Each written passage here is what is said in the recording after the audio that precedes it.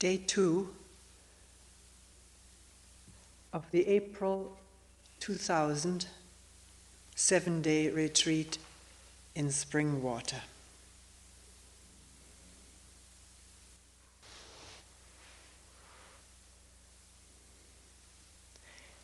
In spite of the weather forecast, the sun came out this morning. It doesn't care about forecasts. It just shines when the clouds part. And what beauty in that sky. And on the white ground, with mud sort of seeping through.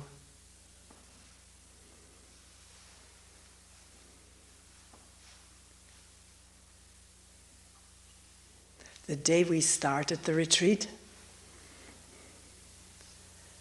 the little creek ran very clearly. You could see all the different color stones, shapes. And then the day after, it was roaring and very muddy. Couldn't see anything except a yellow stream. And today it's clear again.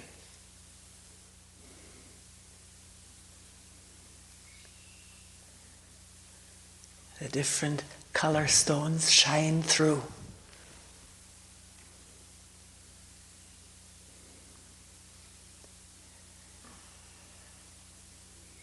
It's amazing, this natural clarification.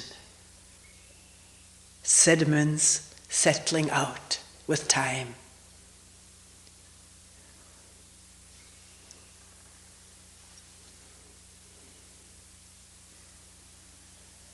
Somebody asked that yesterday. If there's a lot of patience, will things become clear on their own?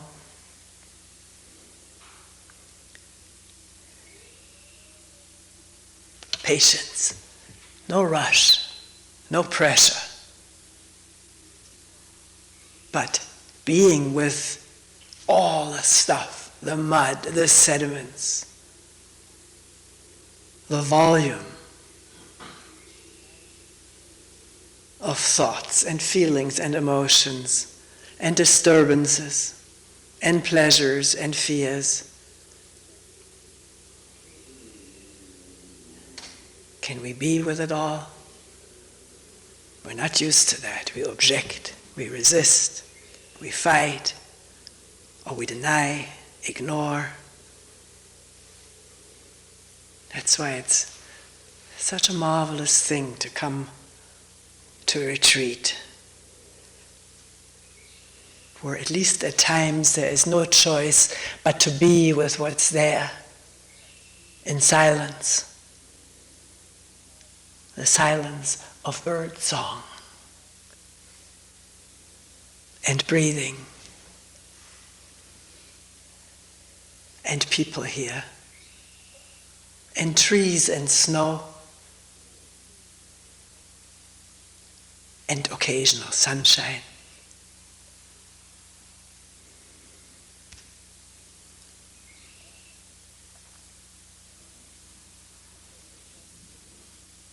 This was the question that was brought up yesterday at the beginning of the group in the evening.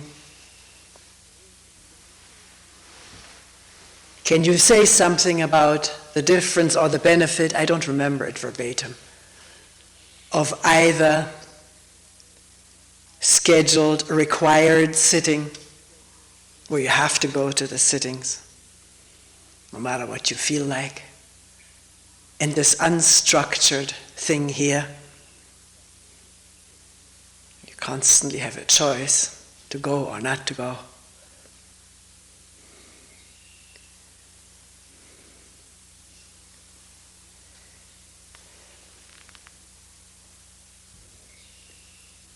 Is there a difference? What is the difference? What are the advantages? Who can answer that other than ourselves? Truly answer it. Of course, you can claim to have the answer because you have learned to obey a structure. And as people there mentioned last night, one feels quite comfortable in a structure. It's our way back life as a child. Not all of us had security as a child, but some of us did. We did what we were told to do. Someone else took care of the yes and no, do and don't. So how about this thing of structure or no structure? How are we going to find out if this is really a burning or somewhat burning question? How can we find out other than expose ourselves to both?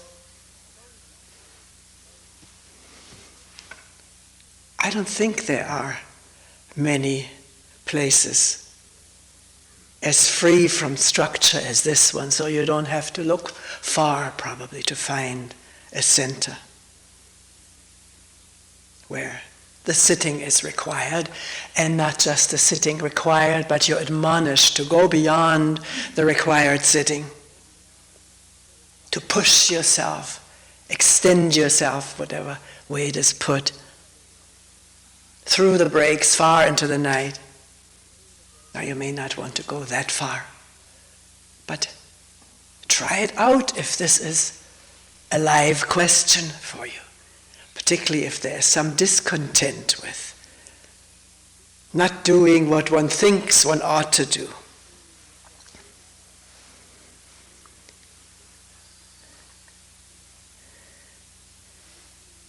And experiment with what is offered here. It's not that there is no schedule. There is a schedule. And no one prevents one from sitting every round. Except in the afternoon, there's only one huge big round, 1:45 to 3:30.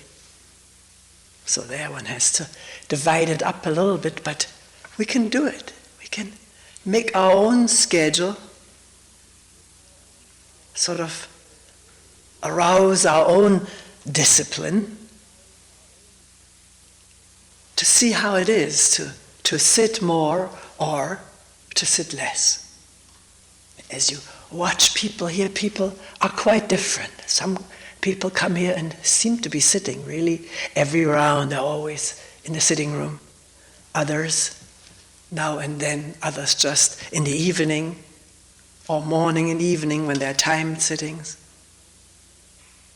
Not so much in the afternoon, particularly when the sun is pouring through the windows. Who wants to sit in here? I'm not saying you shouldn't. But as people mentioned, it's a marvelous thing to walk quietly. And it is not so that presence awareness is just tied to the cushion, to being in this room on a pillow.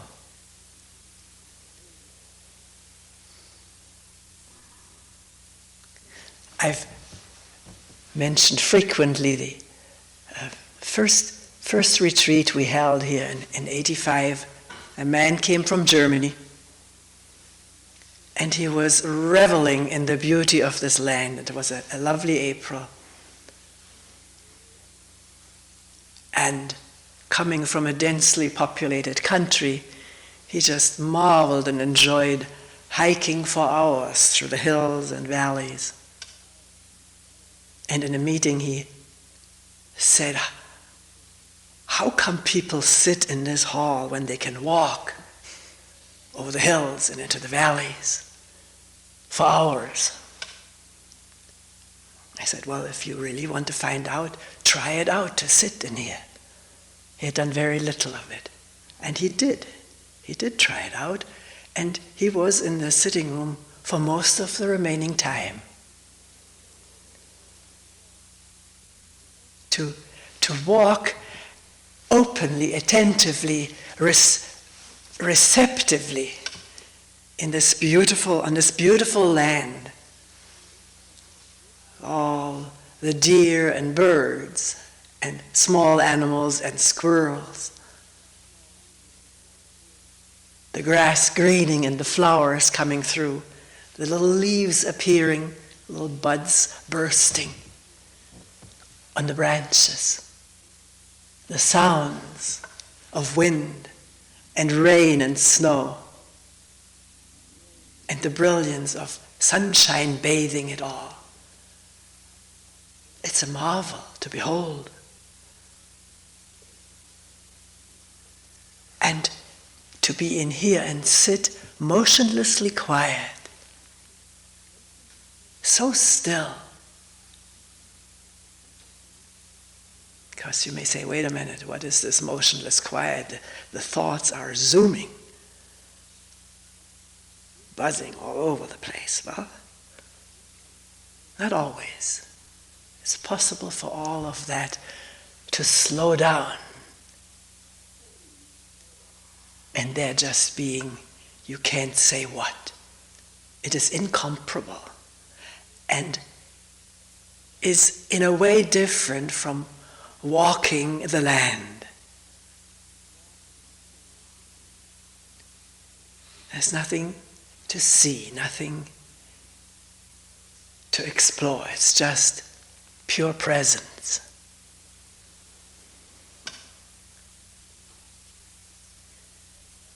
So, does any of this come through requirements, externally imposed discipline?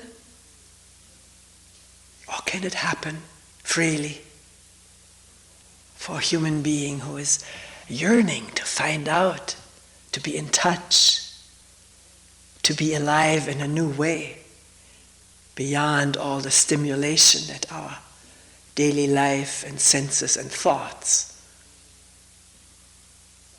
create for us?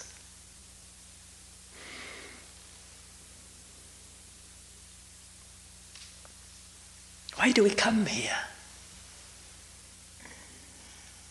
In order to be forced to do something?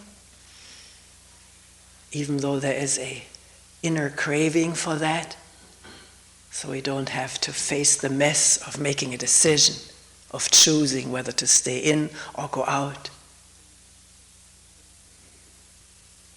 Why do we come here? What draws us to a place of quietness and beauty? Shared silence. Shared wondering and looking and listening. That's what was part of the question. Shouldn't there be some guidance?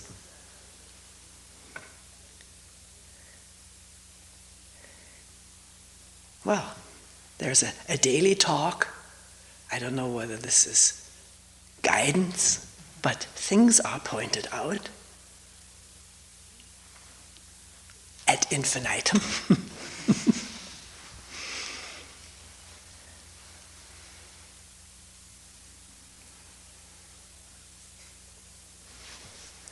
I just read in a beautiful article, I haven't finished it yet. It is an article about a poem by T.S. Eliot in which he talks about repetition. Repetition.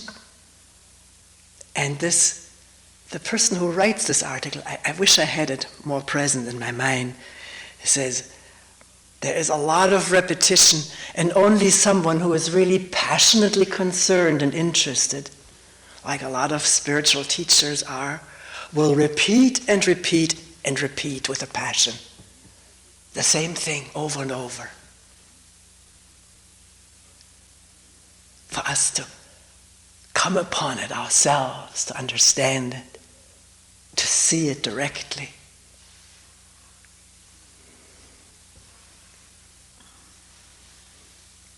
So there is guidance and guidance. People are not given practices here. Do this at first, and then later when you manage this, are more proficient in this, then you can go on to that, and after that you can do that. Again, we yearn for something like that because we want to know how well we're doing. We want feedback. This is sort of a place with little or no feedback. So our usual satisfaction that comes from feedback is not gratified here.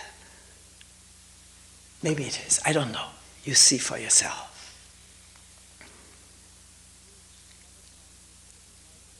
If you have a practice that you like and enjoy and that is helpful to you, no one prevents you from doing that here. You're not prohibited. Not even, that's enough. If you have a question about it, we can talk about it. If you have no question about it, that's okay.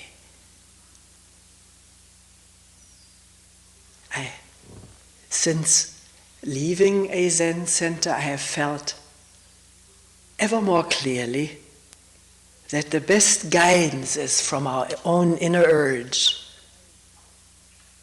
to find out, to be here, to be in touch, to be alive beyond our habitual stuff. And as it turns out, we cannot circumvent this habitual stuff. We need to see it clearly, illuminate it with attention, understand it profoundly, so we're not constantly deceived by it.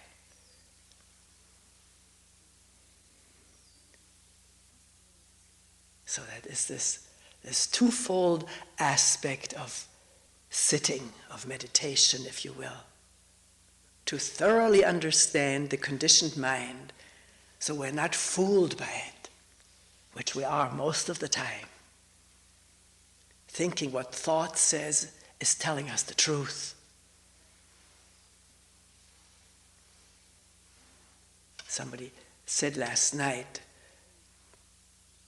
wondering whether one was lazy if one was not sitting. Do more, you should be doing more, you should exert yourself more.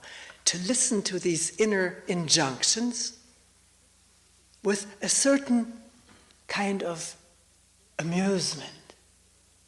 I mean, that's too strong, but be light about it and realize you're hearing the past commanding you to do this or that and telling you what you are if you don't do this or that. These are conditioned inner voices which are not to be taken seriously. They're to be discovered, lit up as one of the habitual happenings in a human being. If we begin to see it this way, see and hear these voices in this way, you don't get so depressed or upset over it, discouraged. Find out the next time you're depressed over something or feel bad. What have you just been telling yourself, or what have the voices said about you or about your condition that's intolerable, terrible, not as good as, worse than, undeserved? You name it. Listen to it. And find out how amazingly influenced this body is by these voices, by these evaluations. They provoke moods which can last as long as the voice lasts. And the voice begins to elaborate, saying more negative things about ourselves and others. And believe perceiving that stuff. This is why it's so important, so essential to become aware and alert to all this stuff going on in ourselves, with an attention that is non-judgmental. And that's a tall order, because from age-old habit, all of our watchings and observations are judgmental. You have found this out over the years, or just in this one retreat. One cannot see one thing or hear one thing without having a judgment. It's good or bad, nice or not so nice. I wish it went away. I wish it would stay. And to wonder, honestly, if it's possible to behold something non-judgmentally. Another person, the meal on the table, one's own reactions, so automatic, to hear them, feel them, and not immediately fall into judgment about it. Or, as this habitual judgment voices itself, makes itself felt, to see it as a conditioned reflex, as old as we are, which is as old as humanity is.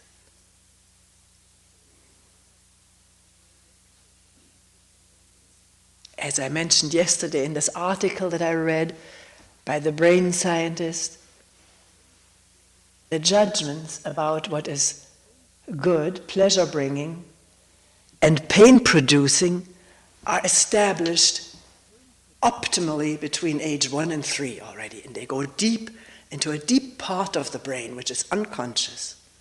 So there is a basic survival conscious evaluation located in each of our brains. Is it good for me? Is it not good for me?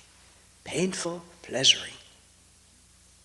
And out of this unconscious stuff, it doesn't have to be unconscious, one can become aware of it. Out of this stuff come our so-called free choices. What we think we choose freely, voluntarily, is all determined by this basic stuff, plus, of course, what society has built on top of that, a superstructure of evaluation, good and bad, right and wrong, different for different people in different places at different times, very arbitrary, relative. So we're heavily burdened with judgment, and we don't need to blame ourselves, for there's no one to blame. It is the whole system is working that way. But to wonder whether it is humanly possible, in spite of this inherited or established system of evaluating, whether it's possible to have an open perception and not be, let's put it this way, not be influenced, affected by the immediate judgment that may come up. It doesn't have to come up. It's possible to perceive without that, at least the things that have nothing to do with our survival, our physical survival. But not to ask for an awareness without judgment, but to wonder whether judgment become ever more transparent as we look and listen and relate to each other. so full of the past and its heavy weight.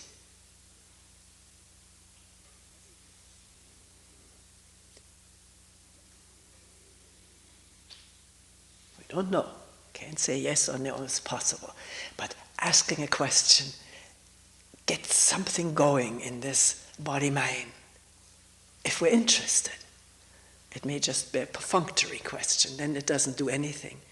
It gets filed along with the other stuff. But if it's alive and meaningful, because one really feels hemmed in, constricted by all the judgments, all the time, and the likes and dislikes and what these are associated with, and the convictions and the attitudes. If one realizes the confinement of all of that, there is some energy to the question, is this how we have to live for the rest of our lives? Already to ask a question like this is significant. It is a moment of time out from the automatic process. Time out and wondering, is it necessary? Does it have to be like this? And with this wondering and questioning comes a new kind of attention to watch in the light of the question. How is it? How is it now? What is this? And there's a certain space created, some distance from all the habitual stuff. Now,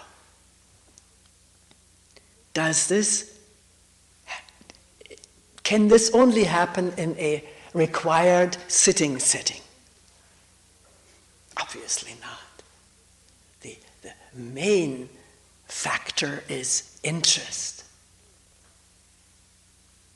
a yearning to find out, to be free for at least one moment in one's life. Maybe more, who knows?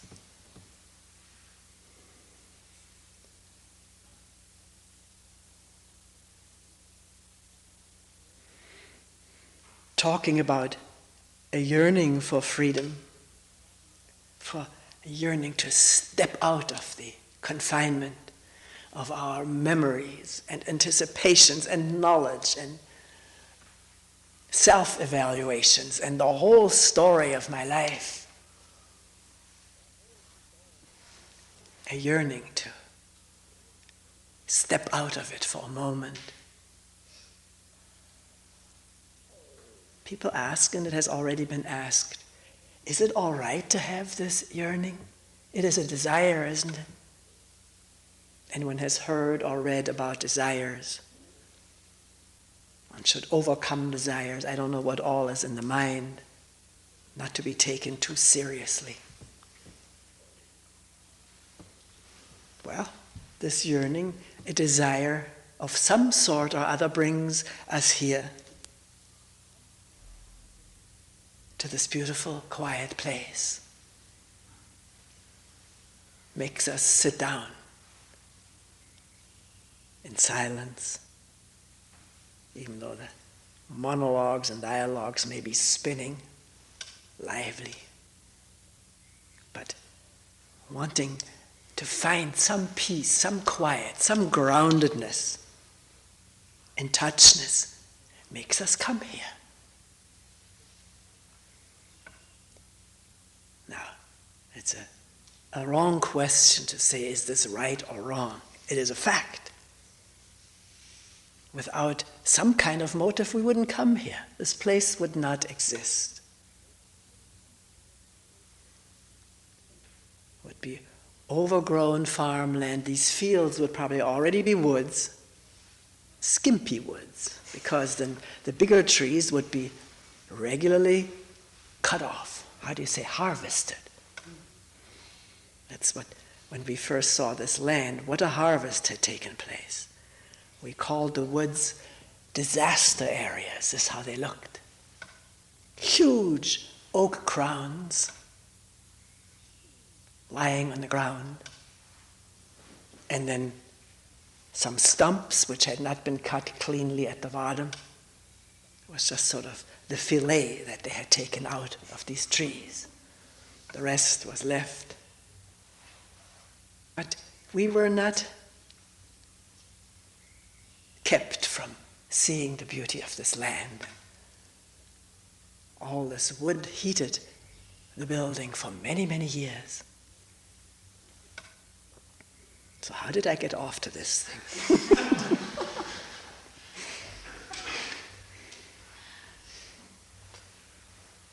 I think this time I lost it.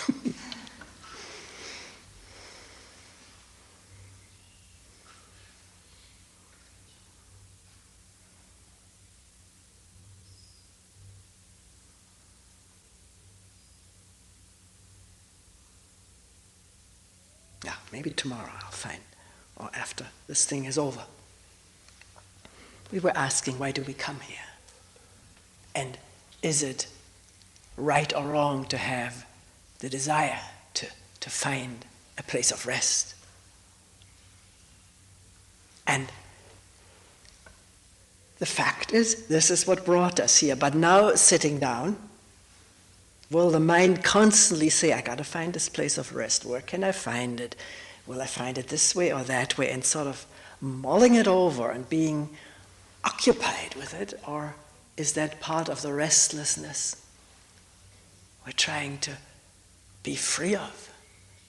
So even though desire for peace, groundedness, clarity has brought us here, in sitting down, let's be in touch with what comes up and see it in a new way. Not with a desire to get rid of it, but just to see it. That's enough. We were not taught that this is enough. We were taught to overcome, to conquer, to cut off. But seeing what's here without judgment, with a new clarity, has its own wisdom.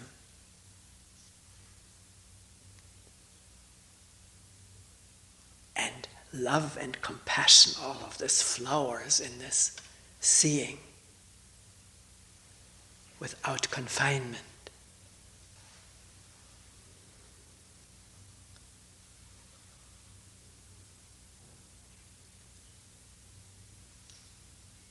Oh, I know what I said.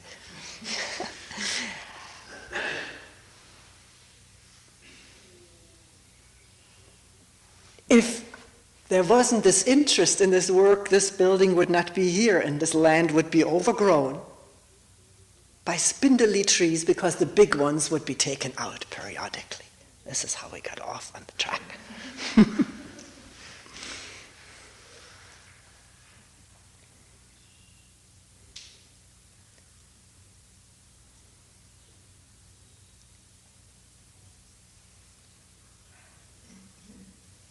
Sometimes it was more in the beginning. Recently I haven't heard it.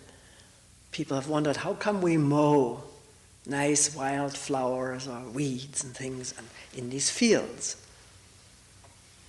Leave it all natural, the way nature wants to grow. Well, we don't. We do mow the upper field, the middle field, the lower field. And it's marvelous how wildflowers will spring up in the spring, in the mowed fields, not all choked up by other plants which are more, resistant or taking over the land. And also there is a great beauty in having both the woods and the open areas, sort of symbolic of us.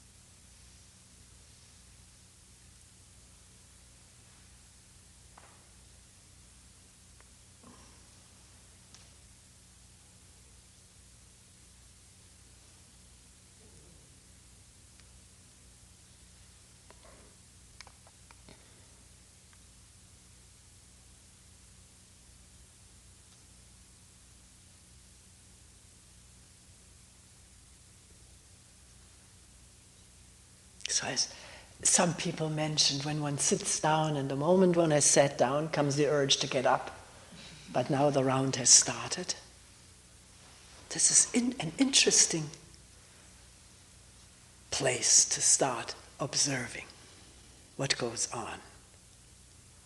One has sat down, and now the urge to do something else, to go someplace else.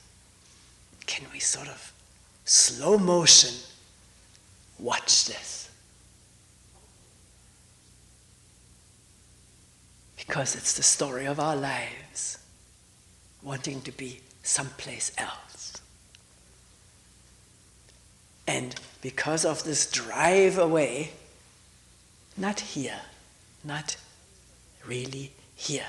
We don't know what it means to be here, because we always want to be someplace else. Longingly or resentfully, to watch the whole panorama. At the beginning of a quiet round of sitting. Which means, again, there is time out, not just going subconsciously with the desire and spinning out pictures, how nice it would be here or there, or what I could do, but to have some distance from that and watch it attentively.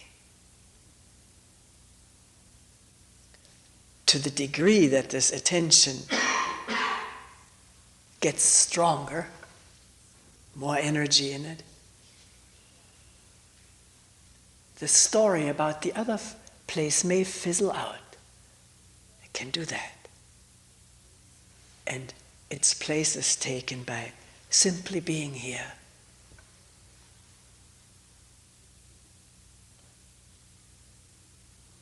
No place to go, it's all here. Can we see that for an instant? Maybe not. Maybe yes. Let it happen on its own.